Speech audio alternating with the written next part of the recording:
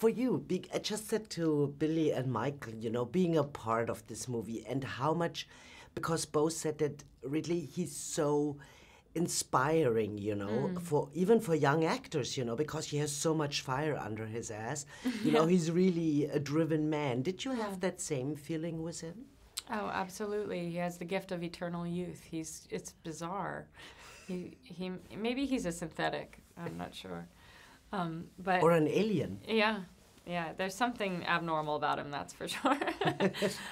It's extraordinary to be in his presence. I mean, he's just a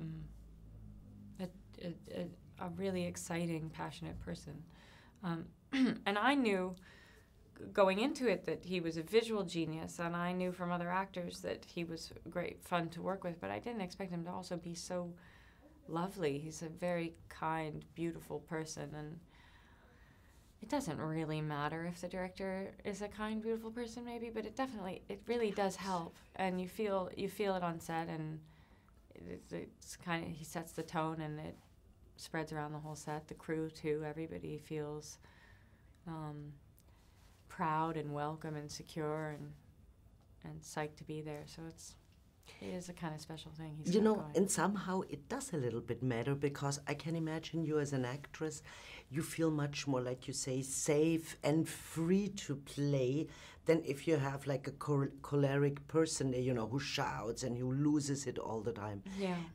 It also kind of, I could imagine, blocks you as an actor. Is that right? Oh, sure. Yeah. You want to... It is vulnerable work, and you do want to feel safe, yeah. Yeah, because you give, you play your guts out, so to say. Yeah. But also it's like, you also want to be able to not... I think the only thing I thought about during the whole shoot, in comparison to the original film, was that these people didn't know who Ridley Scott was at that time. It was his second film. Right. He wasn't up on a pedestal, and it was great, that first movie. And I thought going into it, like, well, maybe we need to be worried about this. Like, maybe we'll all be too in awe of him, or too deferential or something.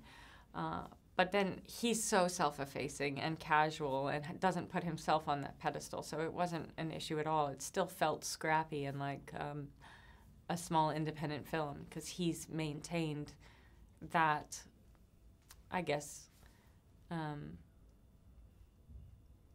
attitude himself. He doesn't. I mean, he's very confident and he knows he's good at his job, but he doesn't. He's still earning it all the time. He's still working for it. Yeah, he like doesn't come with an attitude or yeah. something. Yeah, right. Look, I'm, And he's not resting on his laurels. He doesn't. Yeah. And also not resting. Not resting. And stop, yeah.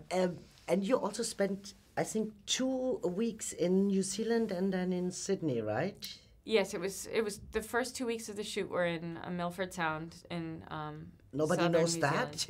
Sorry? I never knew that place. I think nobody knows that place, right? Yeah. It's very small. Yeah. What is it? Milford Haven is a place in England, right? Milford Haven.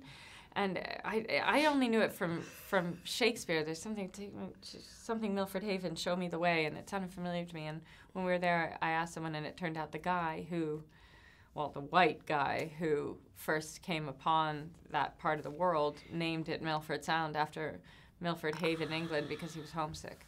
Ah, and fascinating fact. No, but you spent there because Billy said it was so nice to be there, as a crew, because you couldn't go anywhere. So it also bonded it bonded you all, us right? Together, definitely, definitely, yeah.